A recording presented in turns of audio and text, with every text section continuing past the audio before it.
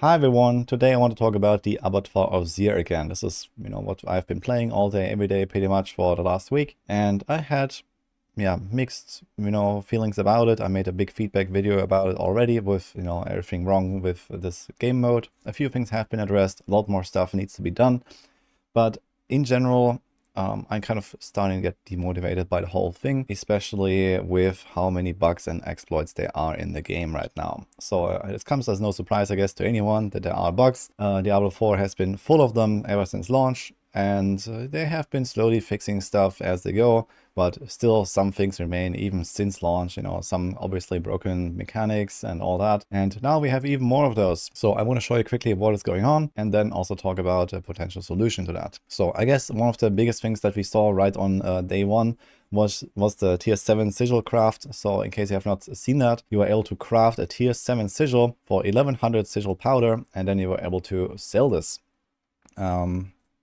for 2500 or something. So you got like roughly double the amount of sigil powder back. So basically what people did is they just like crafted infinite amount of tier 7s and salvaged them all and rinse and repeat until they had a sigil powder cap. So they were just running around with like 1 million sigil powder for no effort whatsoever.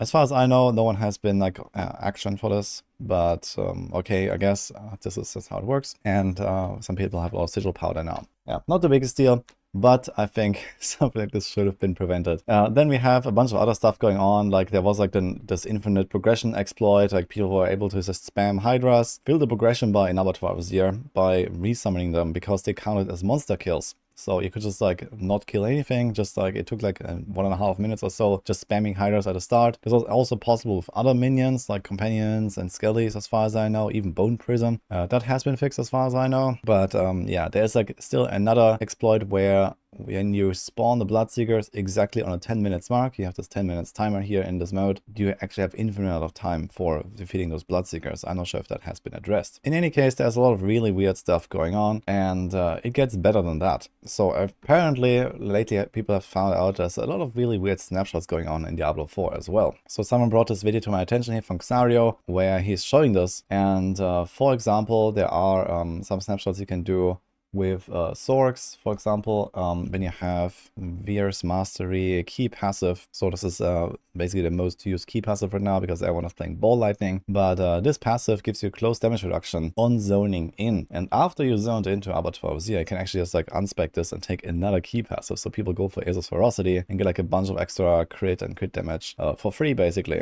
So that's kind of funny. So people just like run 2 key passives at the same time. This is like a Sork thing right now. And then, for example, for this video here from Xario, he's been testing this a little bit. Basically what's happening is people are abusing a bug where you can have multiple two-handed weapon aspects at the same time. So for example, with accelerating aspect, it gives you attack speed, and also with the elements aspect, it gives you like this is like the new aspect that gives you like the swirling like effect around your character. It's this one here from the season. So this rotates two different buffs. And if you put this on a two-handed weapon and then equip that two-handed weapon first and then equip the same aspect on a normal slot like a ring or glove or whatever, then you keep the buffed two-handed version. So this is obviously extremely unintuitive, but also just like a really weird case of like snapshotting an effect. And you can see this here in action. So so Xario equipped this attack speed, this 50% attack speed bow first.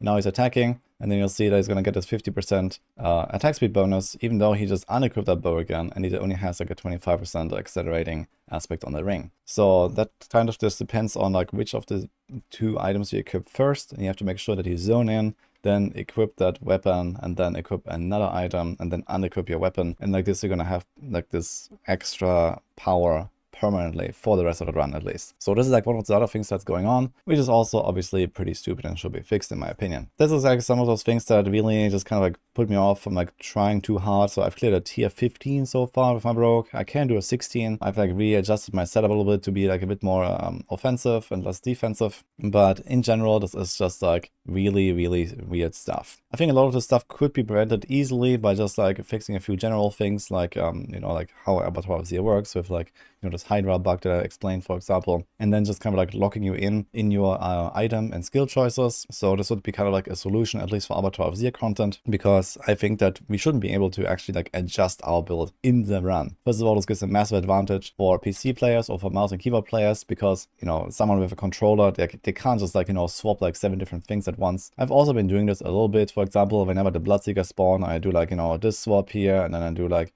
another swap there, and you know, I adjust like my skills here on my bar and stuff like that. So it's kind of weird this is even possible in the first place, and should probably not be a thing just out of fairness reasons. And I also think it's just kind of like not really the way this should work, with like swapping your stuff in the middle of a run, at least in kind of like this high-end content. You know, it's fine that you can do this when you're like, you know, it's just like questing or, you know, farming open world stuff, or even nightmare dungeons. You know, they're not supposed to be like super sweaty content, but when it comes to Abattoir of Zir, you know, people are try-harding this really hard. So yeah, I think there should be like a bit more of like a level playing field, so to say, even if without official leaderboards in the game. So this is just my 2 cents on that topic. And well, I think in general, maybe it's time to think about PTRs in Diablo 4 for Blizzard. So I'm not sure why they never made PTRs. In case you don't know what a PTR is, PTRs are public test realms, so they exist in WoW. They exist in Diablo 3. We've had them, you know, for a decade basically. And you can just log into this test realm where a new patch is previewed. Well, most of these bugs will be found and made public. Of course, there's always a possibility that, you know, something slips through the cracks and made it to the live release later. That depends on how much time you give people. Also, there's the possibility that people just hide things. That also happens. But in the grand scheme of things, PTRs have been working out really well in Diablo 3, I think. I think it would be really the time now to start thinking about those, you know. Maybe not for Season 3, I guess it may be too short notice. I'm not sure like how difficult the logistics are of like setting this up, but we have the technology in Diablo 3 and it is really useful. So just like something to think about for the devs. Either way, I wanted to draw some attention to what is going on right now, why some of those clears that you see on the leaderboards, for example, we have the Maxwell leaderboard right now with the Abattoir of Zir rankings. Some of them are extremely high. Partly due to those snapshot exploits that I explained with like accelerating aspect and elements aspect. There might be more of these things, like we probably have to go back and like, you know, test like every single aspect to see which one I can actually snapshot with this method, with the 2-handed weapons that I just described. And there might be more hidden stuff that people are using that we don't even know about. But in either case, yeah, it is pretty scuffed. So I hope that will change. That's all it is for this video here. So maybe that will help you for your own clears if you want to use that stuff. Otherwise, let's hope for fixes, I guess.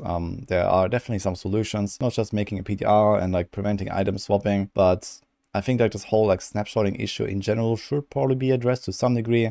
Like the fact that you can just zone into a dungeon and then permanently have an effect until you zone out again, you know, without actually having that effect, like, you know, on your character is kind of weird. So there maybe needs to be like some kind of like, you know, regular re-snapshot like mechanic or something like that in the game that kind of prevents these things from happening permanently, at least. But yeah, we'll see what happens. This is just what I wanted to get out here. Hope you enjoyed this video, and I'll see you guys next time.